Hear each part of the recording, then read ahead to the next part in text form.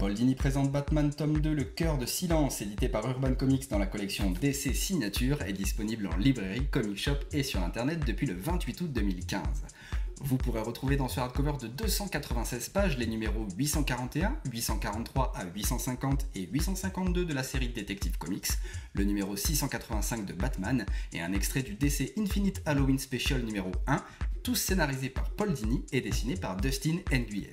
Côté scénario, à l'instar du volume précédent, ce tome 2 démarre sur un enchaînement de 3 histoires courtes, 4 si on compte la mini-histoire extraite du DC Infinite Halloween Special, toujours dans cette ambiance de polar mafieux si bien utilisée par Paul Dini. Le scénariste en profite également pour introduire d'un côté de nouveaux personnages et de l'autre approfondir encore plus les relations et la psychologie du Chevalier Noir. Une fois encore, Paul Dini démontre avec brio sa vision mais surtout sa maîtrise du Batverse. Ces personnages bénéficient d'une caractérisation absolument impeccable, c'est un vrai plaisir que de voir les différentes interactions entre eux. Et alors que les histoires paraissent assez simples, on se rend vite compte que chaque détail a son importance et que rien n'est laissé au hasard. Ces numéros forment en fait une introduction superbement réussie qui, tout en faisant le lien avec les événements du tome 1, va aussi amener à l'arc principal qui donne son nom à ce tome 2, et ça par le biais d'un fil conducteur assez subtil qu'on comprendra en avançant dans le récit.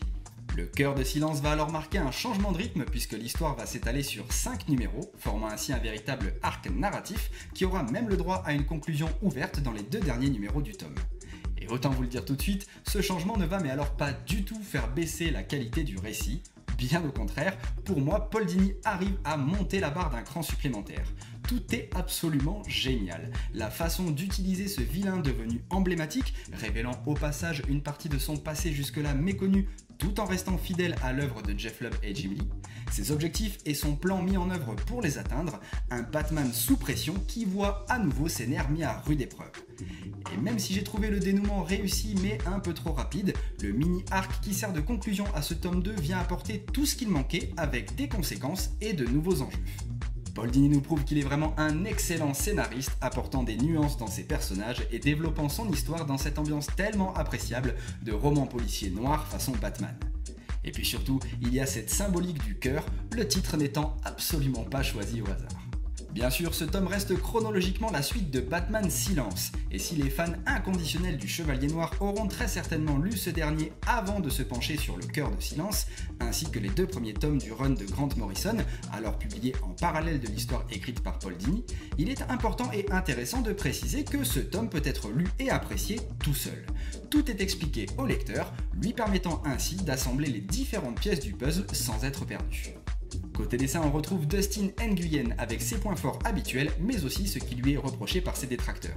Je trouve son style particulier parfaitement adapté à l'ambiance instaurée par Paul Dini. Et si certains auront peut-être besoin d'un petit temps d'adaptation, je vous encourage vivement à continuer la lecture, car au final, on est loin de le regretter. L'artiste démontre tout son talent dans les scènes sombres grâce à son trait efficace et détaillé juste ce qu'il faut. Cette notion de détail reste quand même très relative puisqu'à l'inverse, on pourra trouver certains aspects esthétiques beaucoup moins réussis car trop simplistes. Pour ceux qui l'auront lu, il est évident que Nguyen souffre de la comparaison avec Jim Lee sur Batman Silence. Il n'a pourtant pas à rougir de sa prestation qui, dans l'ensemble, avec un découpage classique mais efficace, reste vraiment réussi. Et en plus des planches intérieures, Urban nous propose également toutes les somptueuses couvertures des différents numéros ainsi qu'une galerie d'illustrations réalisée par Dustin Nguyen.